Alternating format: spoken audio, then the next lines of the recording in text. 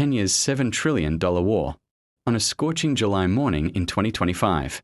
In the mountainous west of Kenya, a team of geologists were going about what they thought would be a routine drilling day.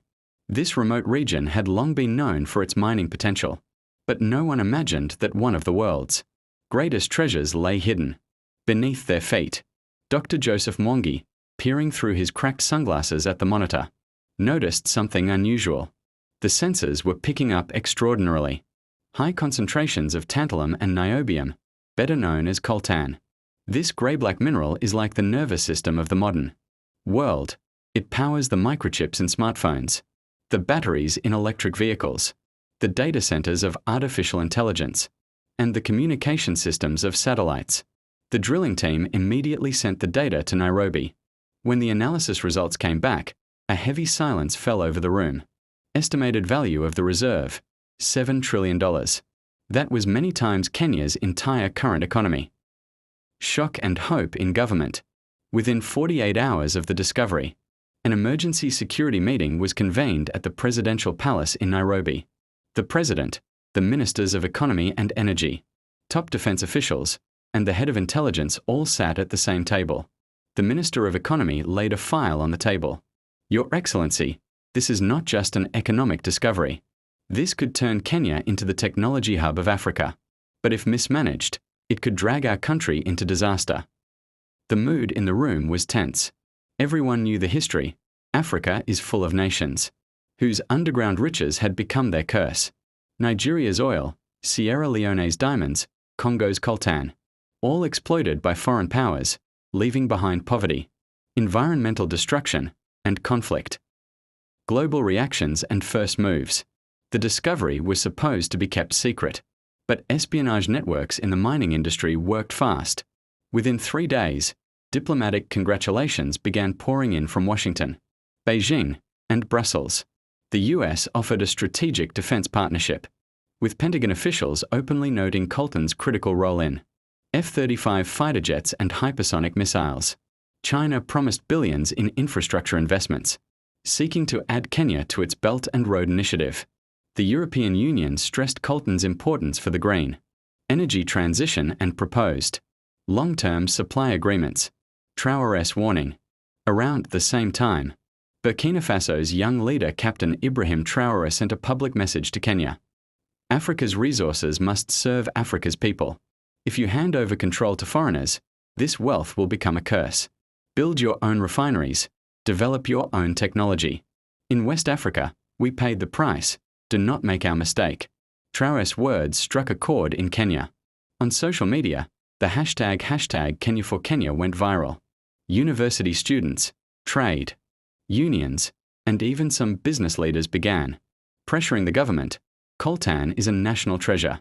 It must never be sold as raw ore. The Grand Plan, the Tech Valley. Public pressure pushed the government to take a historic decision. Coltan would not be exported raw. It would be processed in Kenya. The plan was to build a massive coltan refinery and high-tech valley north of Nairobi. This complex would include not only refining plants but also battery factories, semiconductor manufacturing facilities, defense technology labs, and AI research centers. The project was projected to create 3 million jobs within 5 years. The Minister of Economy declared on live television, Kenya will not be a mere vendor of minerals in the 21st century. We will be a producer and exporter of technology. Environmental concerns and local resistance. The mining sites were home to communities that had lived there for centuries. The land was not just economic, it was cultural heritage. One village elder told national media, "The land is the inheritance of our ancestors. We will not leave poisoned rivers to our children." Environmental groups warned that coltan extraction could destroy forests and pollute water sources. In response, the government promised to enforce the world's strictest environmental standards. 30% of mining zones would remain protected areas. Extraction machinery would run on solar power. Wastewater treatment plants would be mandatory. Geopolitical chess. Kenya's insistence on keeping the project under its own control didn't please the global powers. The US offered to send special security units. China tried to lure the country into high-interest infrastructure loans. Europe attached environmental and human rights clauses to trade agreements as leverage. Kenya's president rejected most of these offers. Speaking on national television, he declared, "We are an independent nation. These resources will serve the future of the Kenyan people. We welcome friendship, but we will never sell our sovereignty." The march to high-tech. By 2028, Nairobi's Tech Valley was operating at full capacity. Lithium-ion batteries produced in Kenya were being exported to Tesla, BYD, and European EV makers. Kenyan-branded smartphones were competing with Samsung and Apple in the African market. The economy was growing at 12% annually, and unemployment had dropped to historic lows. Even the World Bank began calling Kenya the technological locomotive of Africa. The unfinished threat.